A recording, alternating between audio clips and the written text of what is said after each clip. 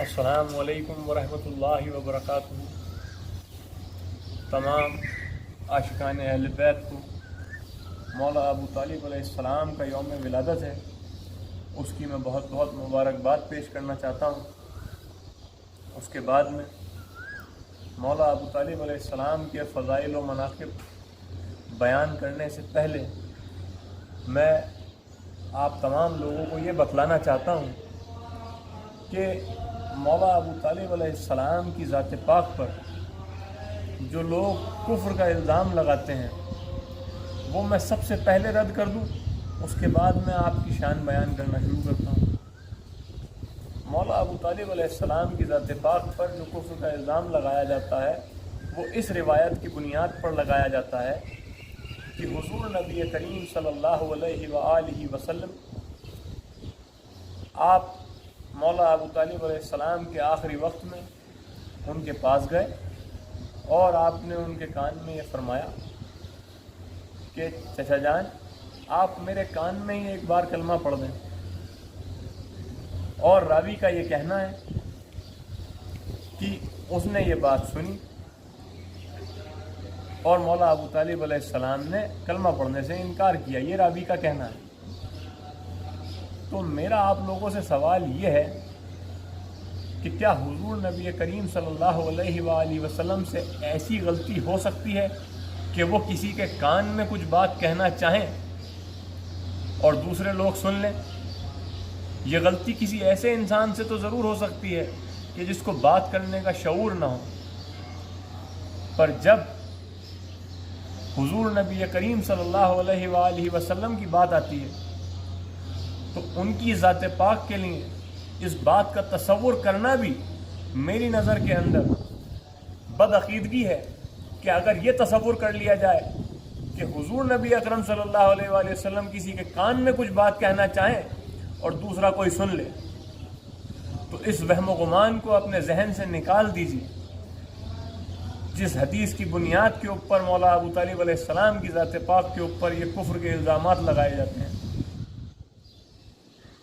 جنہوں نے مولا ابو طالب علیہ السلام کی ذات پاک پر یہ الزام لگایا ان کی تیاری کچی رہ گئی، انہوں نے یہ تیاری نہیں کری، وہ کسی جھوٹی سے جھوٹی کتاب کے اندر بھی یہ نہیں دکھا سکتے کہ مولا ابو طالب علیہ السلام نے کبھی دور جاہلیت میں بھی کبھی کسی بت کے سامنے جا کے کچھ مانگا ہو۔ وہ یہ کبھی نہیں دکھلا سکتے کسی جھوٹی سے جھوٹی کتاب کے اندر بھی کہ دور جاہلیت کے اندر بھی اپنے پاک زبان مبارک کے اوپر آپ نے کبھی شراب کا ایک قطرہ بھی لکھنے دیا ہو۔ آپ نے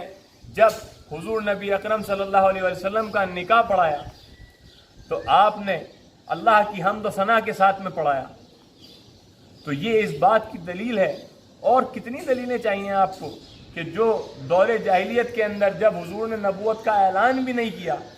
اس وقت جب حضور کا نکاح پڑھایا تو اللہ کی ذات کی حمد و ثنا کے ساتھ پڑھایا، اور جس وقت حضور نے دعوت دی پہلے اسلام کی تو وہ مولا ابو طالب علیہ السلام کے گھر میں دی۔ اور کتنی دلیلیں چاہیے آپ کو، جن میں سے جو دل سے مسلمان ہوئے وہ شہدائی ہوئے تمام اہل بیت رسول کے، اور جو لوگ دل سے مسلمان نہیں ہوئے ان لوگوں نے سازشیں کریں رسول کے گھرانے کے خلاف۔ رسول کے والد جیسے شفیق چچا جنہوں نے رسول اللہ صلی اللہ علیہ وآلہ وسلم کو پال پوس کر کے اپنی آغوش میں بڑا کیا، جس نے اپنے ہاتھوں سے کھانا کھلایا، جس نے اپنی آغوش میں پال کر بڑا کیا، اور جس کا یہ کہنا تھا کہ واللہ الی یصلو الیک بجمعہم حتی بوالصدا فی التراب دفینہ، اللہ کی قسم پوری فوجیں بھی اگر اس کے خلاف کھڑی ہوں تو میں اس کا ساتھ تب تلک نہیں چھوڑوں گا جب تلک کہ میرے کو دفن نہ کر دیا جائے مٹی کے زیر، مٹی کے نیچے دفن نہ کر دیا جائے، تب تلک میں محمد رسول اللہ کا ساتھ نہیں چھوڑ سکتا۔ اور آپ کے قول مبارک کے اوپر آپ اس طریقے سے کھڑے اترے کہ جس دن مولا ابو طالب علیہ السلام نے اس دنیا سے پردہ فرمایا، اس دن کے بعد ہی مولا ابو طالب علیہ السلام کے پردہ کرنے کے فوراً بعد ہی تمام مکے کے جتنے قبیلے تھے ان سب نے یہ ارادہ کیا کہ اب حضور نبی اکرم صلی اللہ علیہ وسلم کا کوئی حامی و مددگار نہیں ہے، تو اب ان پہ حملہ کیا جائے۔ اور اس وقت بستر رسول کے اوپر حملہ کیا گیا، اور اس وقت بھی مولا ابو طالب علیہ السلام رسول کو تنہا چھوڑ کر نہیں گئے تھے، اپنے شہزادے مولا علی علیہ السلام کو اپنی ذمہ داری دے کر گئے تھے،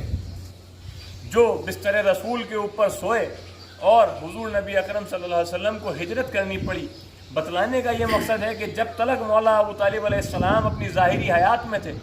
تب تلک حضور نبی اکرم صلی اللہ علیہ وآلہ وسلم مولا ابو طالب علیہ السلام کی زیر سائے بڑے آرام سے مکے کے اندر اپنی تبلیغ کر رہے تھے، لیکن جیسے ہی آپ نے پردہ فرمایا تو حضور کو ہجرت کرنی پڑی۔ یہ اس بات کا ثبوت ہے کہ مولا ابو طالب علیہ السلام کا پروٹیکشن کس طرح کا تھا۔ اب چلے آئیں یہ دیکھیں کہ مولا ابو طالب علیہ السلام کا اور کیا رول رہا دین کے اندر۔ مولا ابو طالب علیہ السلام کے گھر میں اسلام کی پہلی دعوت ہوئی۔ آپ نے قرآن میں سابقون کا مرتبہ سنا ہے؟ کون ہے وہ سابقون؟ کون ہے وہ سب سے پہلا مسلمان کہ جو رسول کی دین کی دعوت کا انتظام اپنے گھر میں کرتا ہے؟ بات دراصل یہ ہے کہ سب سے پہلے جس نے دین کی دعوت اپنے گھر میں رکھی اور سب سے پہلی گواہی جس کے بیٹے نے دی، وہ ہے مولا ابو طالب علیہ السلام کی ذات پاک۔ اور اس موقع پر میں ایک بات اور بتلاتا چلوں کہ ایک بڑا پیارا شعر ہے جس کے اندر اس دور کی بڑی حقیقت بیان کر دی شاعر نے۔ وہ یوں کہا کہ نفاق و بغض نے جن کو جکڑ رکھا ہے دنیا میں، انہی لوگوں کا کہنا ہے علی کے باپ کافر تھے، اور اسی کا نام ہے بغض علی اس دور میں، ورنہ اسی کا نام ہے بغض علی اس دور میں، ورنہ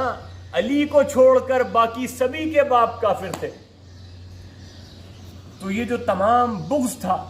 اہل بیت رسول سے، رسول اللہ سے،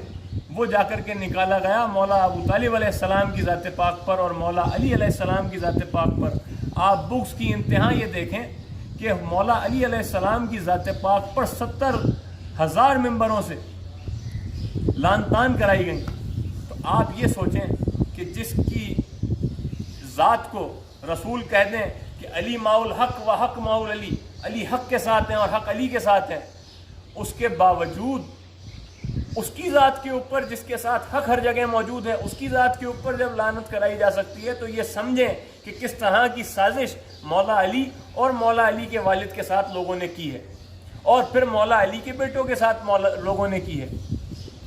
امام حسن علیہ السلام کی شہادت کو دیکھیں، امام حسین علیہ السلام کی شہادت کو دیکھیں، تو یہ پورا گھرانہ ٹارگیٹ کیا گیا ہے۔ اس کے اندر لوگ سمجھ نہیں پاتے، رسول کے گھرانے کو اس طرح ٹارگیٹ کیا گیا ہے، بس یہ لوگ اپنی بات کو منوانے کے لیے ذرا مولا ابو طالب علیہ السلام کی طرف ذکر رکھتے ہیں اور حضور کے والدین کی طرف ذکر نہیں لاتے۔ ان لوگوں کے عقیدے کے اندر یہ لوگ حضور کے والدین کو بھی مسلمان نہیں جانتے۔ لوگوں کو جب یہ بات پتہ چلے گی تو لوگ ان کے عقیدوں سے آشنا ہوں گے اور ان لوگوں سے انکار کریں گے ان کے عقیدے سے۔ خیر، بالآخر میں آپ تمام کے لیے یہی دعا کروں گا کہ اللہ تعالیٰ تمام عاشقان اہل بیت کا خاتمہ اہل بیت اطہر اور مولا ابو طالب علیہ السلام کی ذات پاک کے ساتھ میں کرے، اور ہم سب کو قرآن اور اہل بیت کی تعلیمات پر عمل کرنے کی توفیق عطا فرمائے۔ برحمتک یا خیر الراحمین، بحق لا الہ الا اللہ محمد رسول اللہ علی ولی اللہ وسیع رسول اللہ صلی اللہ علیہ وآلہ وسلم۔